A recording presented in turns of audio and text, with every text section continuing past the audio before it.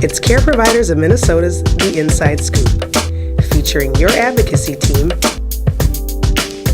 Patty Cullen, Toby Pearson, Aaron Bowie, and Todd Bergstrom.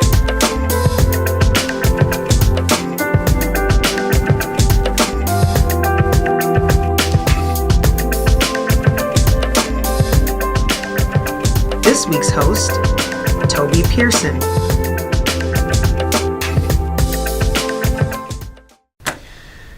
Welcome to today's Inside Scoop. Today is April 26th and it's Friday edition.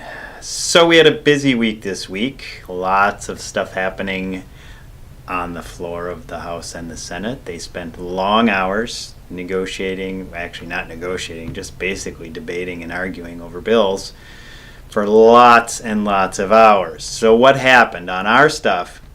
Last night, the House started at 11 o'clock in the morning and then finished somewhere around 9-ish at night.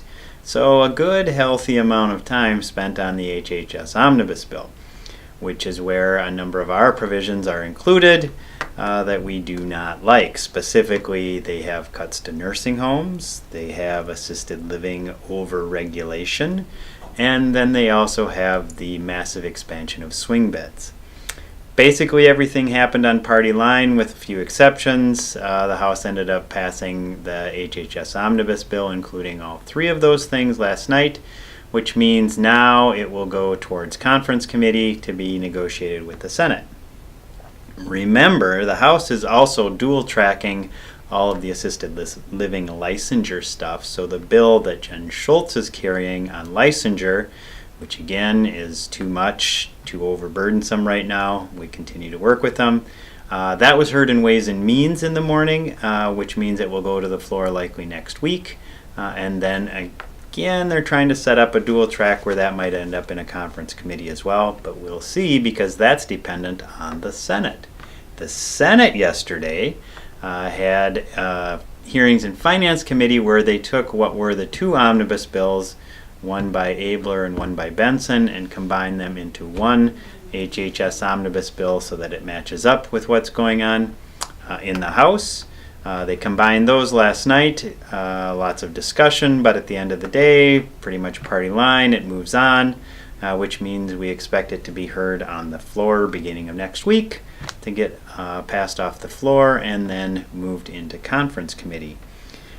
Senate File 8, which is the Housley bill on assisted living licensure, continues to sit in the Finance Committee because they are waiting on a fiscal note to see how much everything that's included in the language actually costs as they move forward.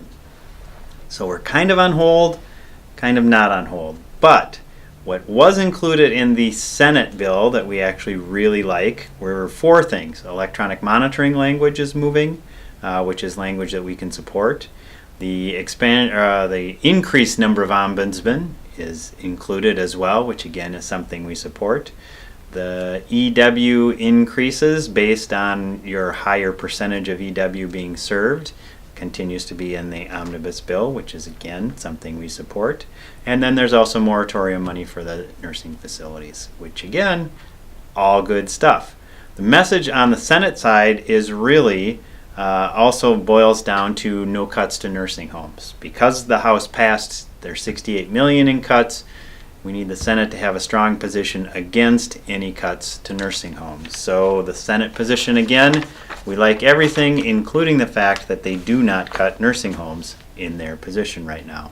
So what do we expect next week? Next week we expect, as I said, the Senate will pass their bill off the floor. We'll get into conference committee. We'll also start to figure out what we're going to do with the assisted living licensure and whether that ends up in conference committee by itself or if it is wrapped into the other big conference committee. Leadership in both the House, Senate, and the governor's office will have to sit down and start talking real money. They have to negotiate what we call targets before they can figure out how much they spend in each of the respective areas. And then lastly, we just want to tell you that behind the scenes, we continue to meet with the advocates, DHS, MDH, about all of the language around assisted living licensure We've been meeting 3 times a week for 2 or 3 hours a day to really get into the details. Those conversations are going well. We're not done yet. There's still a lot of stuff we disagree on, but we continue to be at the table negotiating, and those talks will proceed next week as well. So for now, that is the Inside Scoop. Thanks for watching.